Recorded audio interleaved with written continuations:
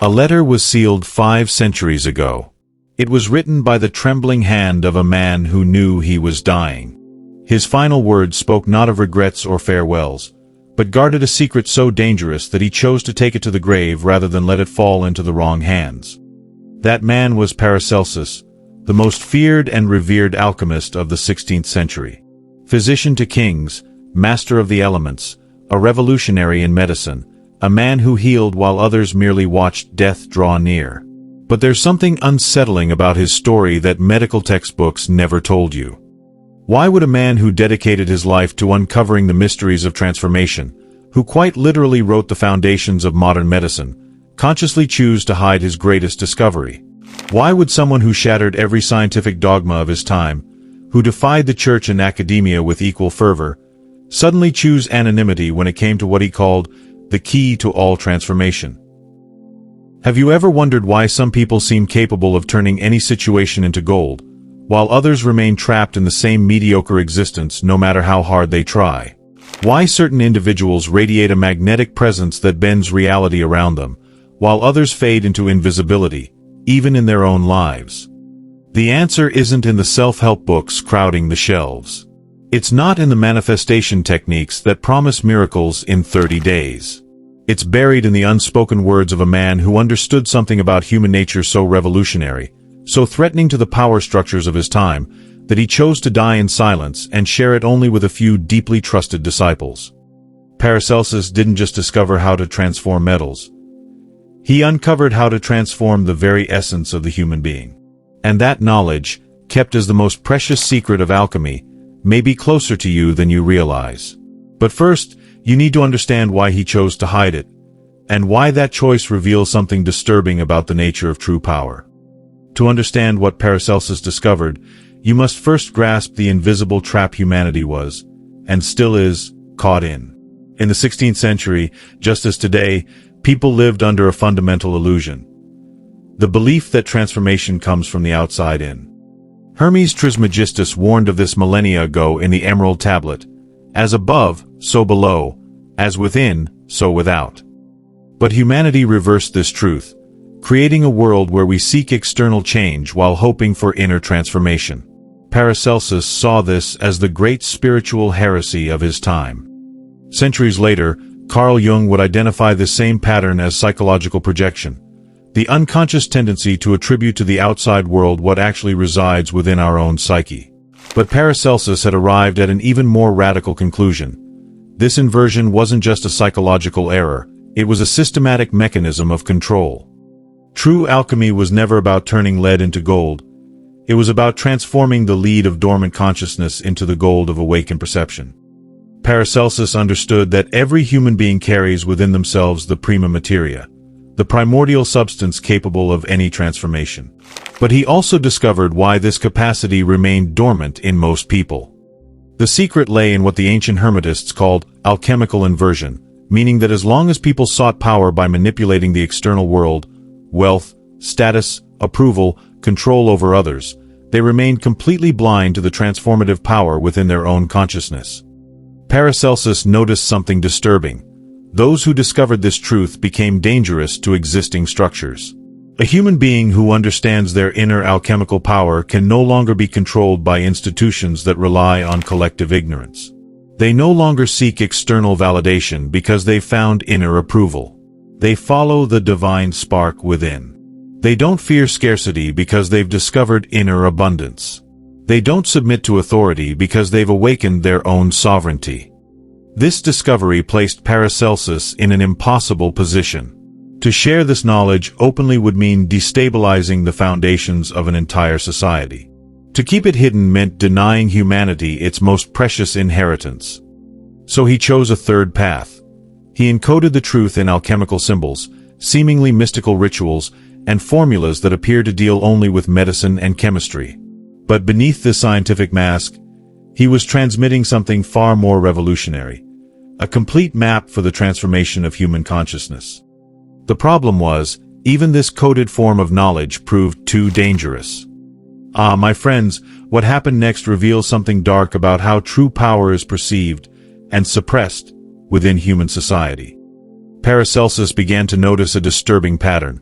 His most promising students, those who were beginning to master the principles of inner transformation, faced resistance not only from the authorities, but from their own families and communities.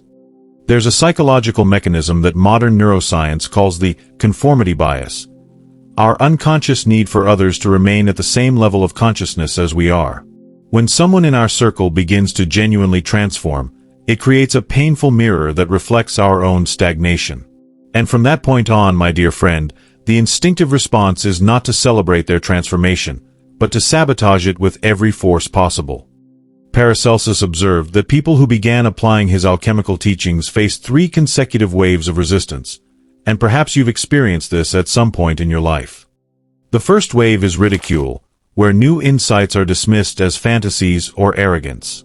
The second, isolation, former friends and family begin to withdraw, creating a social vacuum around the transforming individual. The third, active persecution, direct attempts to destroy or discredit the person who dares to be different.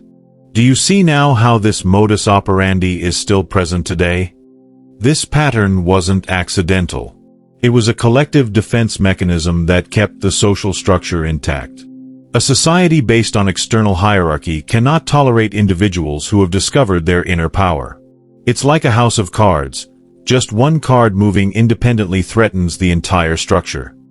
And unfortunately, that's still the case today. But Paracelsus' most shocking discovery was that this mechanism didn't operate only externally.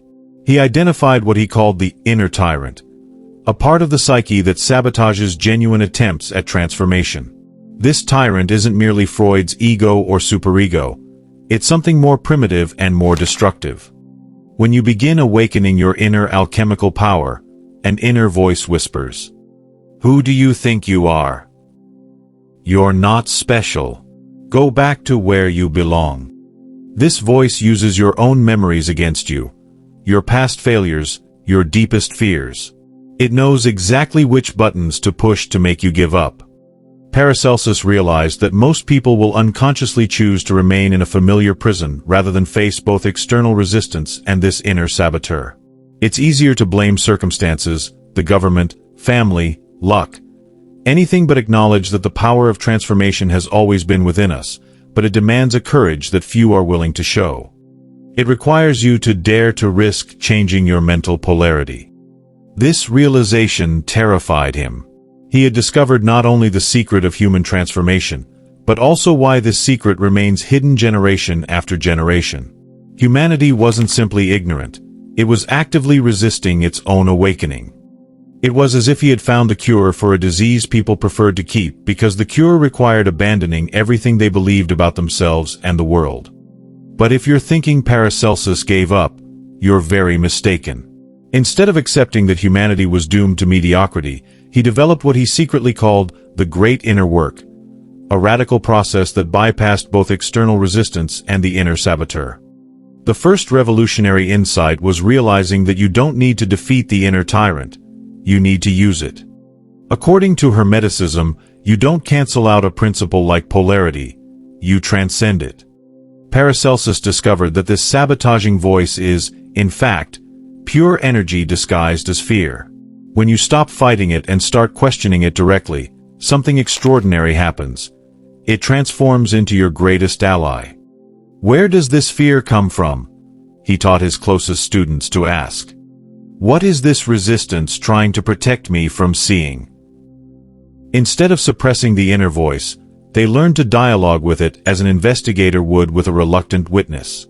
Gradually, the inner tyrant revealed its true concerns, not sabotage, but misdirected protection.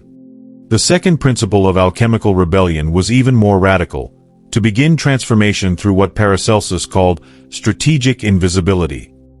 Instead of announcing your changes to the world, you implement them silently. You develop your inner power while maintaining an outward appearance that threatens no one. This isn't hypocrisy, it's operational wisdom.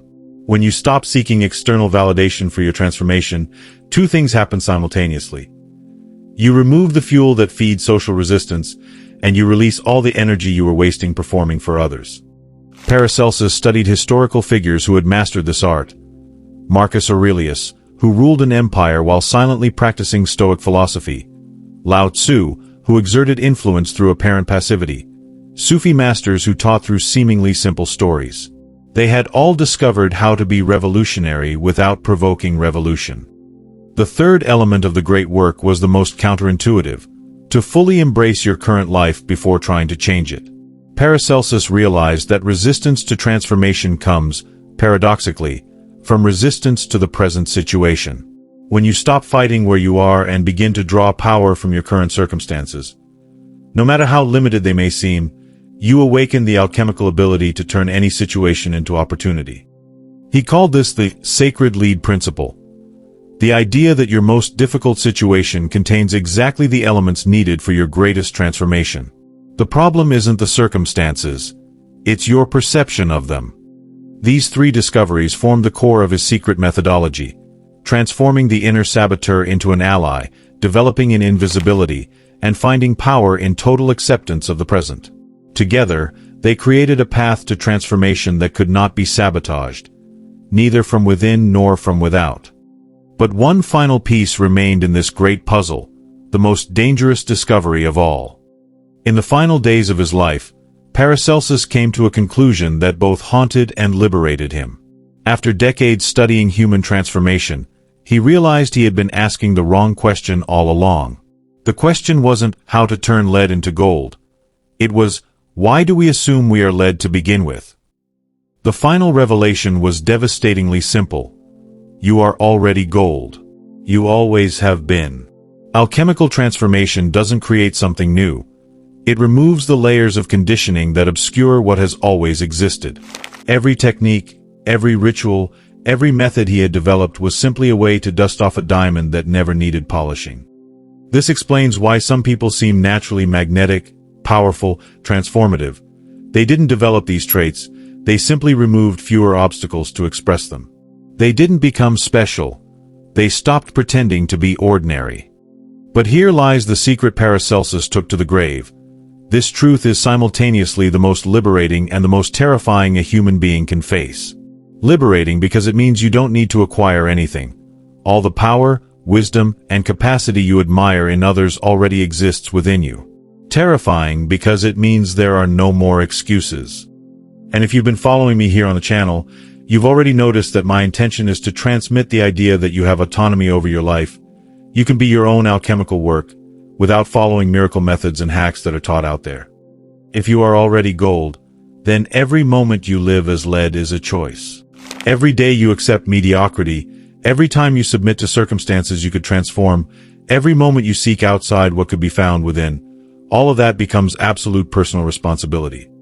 Paracelsus understood why this truth was too dangerous to be revealed openly. An entire society based on hierarchy, control, and dependence cannot survive if people discover they are naturally sovereign. Exploitation cannot exist if everyone recognizes their intrinsic value. Manipulation cannot happen if each individual knows they carry within themselves everything they need to create any reality they choose. Paracelsus' final alchemical secret wasn't a formula or technique, it was an act of recognition. To look in the mirror and see beyond the social mask, beyond the conditioned fears, beyond the learned limitations, and recognize the golden presence that has always been there, patiently waiting for you to stop searching elsewhere. He died knowing he had found the philosopher's stone, but also knowing that each person would need to discover it for themselves. Because the philosopher's stone is not an object, it is the moment of recognition when you stop seeking transformation and begin expressing your already transformed nature. That's why he kept the secret, not because he was selfish, but because he knew that revealing it prematurely would be useless. You can only recognize the gold within yourself when you've stopped believing you are lead.